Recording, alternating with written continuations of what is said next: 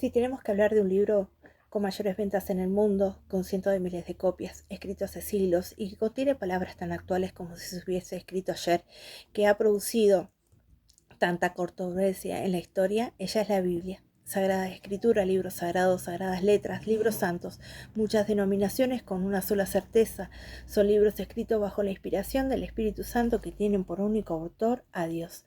¿Cómo se divide la Biblia? La Biblia se divide en dos partes, Antiguo y Nuevo Testamento. Primero debemos comprender el significado de la palabra testamento, que equivale a alianza. En el Antiguo Testamento Dios hace un pacto con el pueblo de Israel por medio de Moisés. En esta alianza Dios prometió colmar de bienes a Israel. Al ser incumplido por parte del pueblo y en varias ocasiones, Dios promete una nueva alianza. Esta nueva alianza se lleva cuando Dios envía a su Hijo a la tierra para habitar entre nosotros, manifestando su presencia en palabras, obras y milagros, y su plena revelación, muriendo por nuestros pecados, resucitando y enviándonos al Espíritu Santo. Partes de la Biblia. La Biblia está compuesta por 73 libros en la actualidad, 46 libros en el Antiguo Testamento y 27 en el Nuevo. El Antiguo Testamento está dividido en dos partes. La primera parte, el Griego Pentateuco, y la segunda parte, los profetas. En cuanto a los judíos, solo emplean estos libros anteriores a Cristo, entre el Antiguo y el Nuevo Testamento, dividiéndola en tres partes: Torá, que es el Pentateuco, Nebim, los profetas, y Ketubim, a los escritos recientes, llamándola Tanakh, uniendo las consonantes de cada parte. En la primera traducción griega se añaden 7 libros: Judith, Tobías, primera y segunda de Macabeos, Baruch, eclesiásticos, llamados deuterocanónicos, uniéndose a los ya aceptados de la lista hebrea llamados protocanónicos. El Nuevo Testamento está dividido en tres partes: el libro histórico, los 4 evangelios y Hechos de los Apóstoles; libros didácticos, el epistolario de San Pablo y cartas de Santiago, Pedro, Juan y Judas; y por último el profético, el Apocalipsis.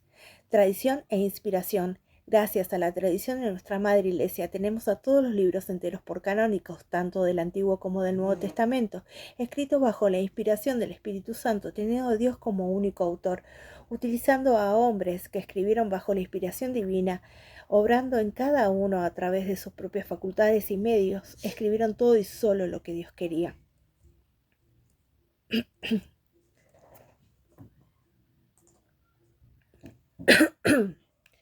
Dios quiso que todo aquello que fue revelado para la salvación de todos fuera transmitido a todas las generaciones con total integridad, prometido por los profetas, completado por Jesús y finalmente enviado a los apóstoles. Protestantes. También hay quienes han negado y rechazado la revelación de las Sagradas Escrituras. Uno de ellos, Lutero, quien totalmente opuesto dio autonomía al hombre, haciéndolo como único juez que daba sentido a la escritura. Esto hizo que algunos protestantes no solo tuvieran como verdadero en la escritura lo que podía percibirse por la razón, rechazando los misterios como por ejemplo la Santísima Trinidad, la Encarnación, la Eucaristía, etc. Finalmente llegó a generar muchas más dudas, haciendo que la libre interpretación lleve a pensar que no hay nada cierto en la revelación. Canon bíblico. Todos los libros del Antiguo y del Nuevo Testamento son reconocidos por el canon bíblico bajo los siguientes criterios. El autor o geógrafo escribe bajo la inspiración del Espíritu Santo, siendo el instrumento y único, y Dios el único autor principal. Reconocemos el valor de la Biblia con su autoridad divina a través de todo lo revelado en las Sagradas Escrituras y aquellas tradiciones que no fueron escritas. Este dogma es reconocer la autoridad de Dios y su revelación, que va más allá de la razón. Por esto es que sin la tradición de la Iglesia no podemos dar por probado la Escritura. La tradición transmite, recibe y comunica todo lo revelado a través de la propuesta del magisterio eclesiástico. Transmisión. Esta tradición es anunciada por los apóstoles y movida por el Espíritu Santo a la medida que se va formando y estudiando para una mayor comprensión e interpretación de la Escritura y meditándolas en el corazón. Estas enseñanzas de los santos padres llegan no solo en palabras, sino también en obras. Dios, a través de su Hijo y el Espíritu Santo, a través de las Sagradas Escrituras, nos envían, haciendo que el Espíritu resuene por todo el mundo. La escritura. Para un estudio profundo de la escritura debemos entender qué quiso decir y dar a conocer el agiógrafo y Dios a través de esas palabras. Para esto es fundamental el estudio del género literario y el contexto, interpretando los escritos con el mismo espíritu por el cual fueron escritos. La Biblia, fuente inagotable.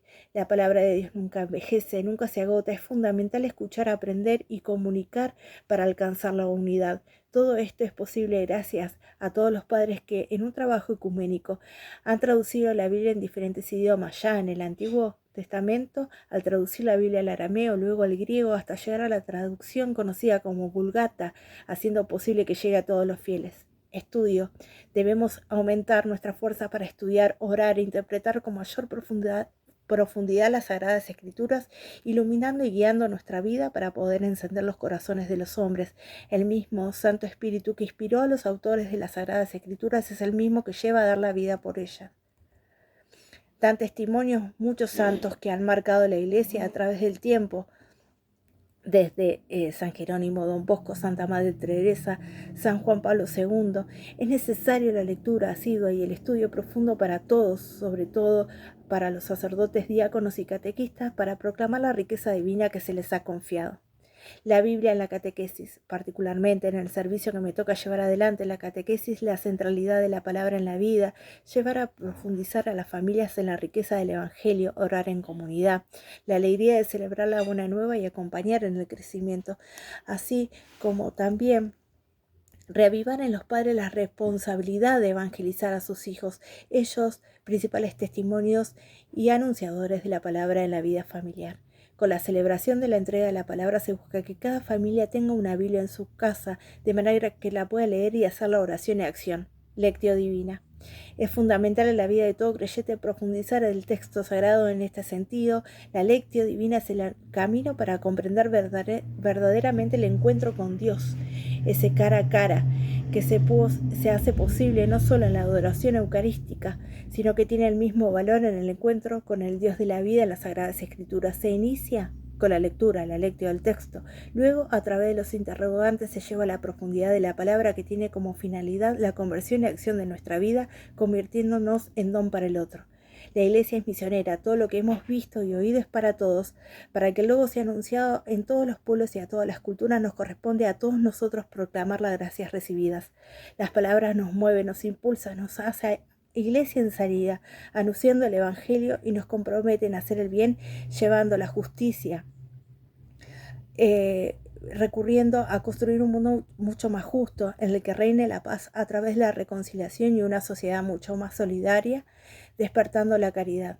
No olvidar que no se debe utilizar la violencia en nombre de Dios, debemos usar el sentido correcto de la razón y luchar por los derechos humanos de cada persona con valores para crear una civilización mucho más justa. No olvidarnos del pobre, del enfermo y del inmigrante. El amor al prójimo nos debe comprometer personal y comunitariamente. La Biblia en la comunidad, en toda tarea evangelizadora para armar verdaderas comunidades y que la Iglesia sea realmente cuerpo de Cristo, debe existir una estrecha relación entre el testimonio y la Escritura. Fieles al mandato de Cristo, su testimonio de vida, la Escritura explica el testimonio del cristiano, y el cristiano, como testimonio de vida, da afirmación de la palabra. En caso contrario, sería entonces un mensaje vacío que carece de todo sentido. La Biblia y los jóvenes. Tampoco debemos olvidarnos de las futuras generaciones, los jóvenes, que en esta edad les surgen muchas dudas sobre el sentido de la vida. Por eso el mensaje debe ser claro, ayudándolos a que a través de la Escritura puedan descubrir una brújula que da sentido a su vida y que los lleve a ser testigos propios del Evangelio y encuentren su vocación. La buena nueva en la actualidad. Anunciar la palabra nos exige renovarnos. En el último tiempo, la evangelización debe ser actual. Debemos dejar nuestra imaginación limitada, encontrarnos con otras religiones y culturas, que nuestra sociedad se vea favorecida, creando relaciones humanas, siendo Dios el fundamento de toda la vida. Conclusión, que el Espíritu Santo despierte en los hombres cada vez más sed de hambre de la palabra de Dios. El misterio de Pentecostés está vivo hoy y que el Espíritu nos dé la fuerza para anunciar la palabra con alegría, esa alegría que brota de nuestro corazón al ser consciente de que Jesús tiene palabras de vida eterna. Que toda nuestra vida podamos escuchar la palabra, meditarla, que nos hable y nos renueve constantemente. Jesús resucitado nos dice: id al mundo entero y proclamar el Evangelio a toda la creación.